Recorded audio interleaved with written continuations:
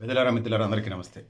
నిజామాబాద్ ఉమ్మడి నిజామాబాద్ జిల్లాలో నిజామాబాద్ జిల్లా, కామారెడ్డి 2 జిల్లాలున్నాయి. ఈ 2 జిల్లాలకు సంబంధించి మున్సిపాలిటీలు 7 మున్సిపాలిటీలు, 178 వార్డులున్నాయి. ఇందులో బోధన్ మున్సిపాలిటీని మనం తీసుకున్నప్పుడు 38 వార్డులుంటే ఇందులో 17 కాంగ్రెస్, బీఆర్ఎస్ 5, బీజేపీ 3, మజ్లిస్ 12, ఇతరులు 1 ఇక్కడ హంగొచ్చింది. ఇక నిజామాబాద్ జిల్లాలోనే ఆర్మూర్ మున్సిపాలిటీ ఉన్నది. ఆర్మూర్ మున్సిపాలిటీని మనం తీసుకున్నప్పుడు మొత్తం 36 వార్డులు ఉంటాయి. కాంగ్రెస్ 19, బీఆర్ఎస్ 5, బీజేపీ 8, మజ్లిస్ 1, ఇతరులు 3. ఇక్కడ కాంగ్రెస్ ఫేవర్గా ఉన్నది. ఇంకా నిజామాబాద్ జిల్లాలో భీమ్గల్ మున్సిపాలిటీలో 12 వార్డులు ఉన్నాయి. అందులో 8 కాంగ్రెస్, 4 బీఆర్ఎస్ గెలుచుకుంది. ఇది కాంగ్రెస్కి అనుకూలంగా ఉన్నది. ఇక కామారెడ్డి జిల్లాను తీసుకున్నప్పుడు కామారెడ్డి మున్సిపాలిటీలో 49 వార్డులుంటే 19 కాంగ్రెస్, 11 బీఆర్ఎస్, 16 బీజేపీ, 3 ఇతరులకు వచ్చిన ఇది హంగుగా ఉన్నది. సో ఇది పరిస్థితి. సో ఇందులో ఇక బాన్స్వాడ మున్సిపాలిటీని మనం చూసుకున్నప్పుడు ఇక్కడ 19 వార్డులు ఉన్నాయి. 19 వార్డులలో 11 కాంగ్రెస్, 3 బీఆర్ఎస్, 3 బీజేపీ, 1 మజ్లిస్, 1 ఇతరులు గెలుచుకున్నారు. ఇక్కడ కాంగ్రెస్కి అనుకూలంగా ఉంది. బిచ్కుండ మున్సిపాలిటీని చూసుకున్నప్పుడు ఇక్కడ 12 వార్డులు ఉన్నాయి. 10 కాంగ్రెస్, 2 బీఆర్ఎస్, ఇది కాంగ్రెస్ ఫేవర్గా ఉన్నది. ఇంకా ఎల్లారెడ్డి మున్సిపాలిటీని మనం చూసుకున్నప్పుడు ఎల్లారెడ్డిలో 12 వార్డులు ఉన్నాయి. ఇక్కడ 10 కాంగ్రెస్, 1 బీఆర్ఎస్, 1 ఇతరులు గెలుచుకున్నాడు. ఇది కాంగ్రెస్కి ఫేవర్గా ఉన్నది.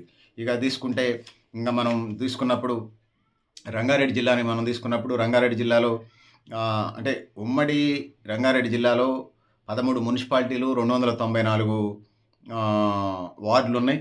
ఇందులో రంగారెడ్డి జిల్లా, వికారాబాద్ జిల్లా, మేడ్చల్, మల్కాజిగిరి జిల్లాలుగా మనకు కనిపిస్తూ ఉంది. ఇందులో ఆమనగల్లు రంగారెడ్డి జిల్లాని మనం తీసుకున్నప్పుడు కొత్త రంగారెడ్డి జిల్లా, ఆమనగల్లు మున్సిపాలిటీలో 15 వార్డులు ఉన్నాయి. 15లో 1 కాంగ్రెస్, 8 బీఆర్ఎస్, 6 బీజేపీ, ఈ బీఆర్ఎస్కి ఫేవర్గా ఉంది. ఈ ఇబ్రహీంపట్నాన్ని మనం తీసుకున్నప్పుడు ఇబ్రహీంపట్నం మున్సిపాలిటీలో 24 వార్డులు ఉన్నాయి. 8 కాంగ్రెస్, 13 బీఆర్ఎస్, 2 బీజేపీ, 1 ఇతరులు గెలుచుకున్నారు. ఇది బీఆర్ఎస్కి అనుకూలంగా ఉన్నది. ఇక షాద్నగర్ని తీసుకున్నప్పుడు షాద్నగర్లో 28 వార్డులు ఉన్నాయి. 15 కాంగ్రెస్, 11 బీఆర్ఎస్, 1 బీజేపీ, ఇతరులు 1, ఇది కాంగ్రెస్కి అనుకూలంగా ఉన్నది. ఇంకా చేవెళ్ళని మనం తీసుకున్నప్పుడు చేవెళ్ళ మున్సిపాలిటీలో 18 వార్డులు ఉన్నాయి. 18లో కాంగ్రెస్ 11, బీఆర్ఎస్ 4, బీజేపీ 3, కాంగ్రెస్కి అనుకూలంగా ఉన్నది.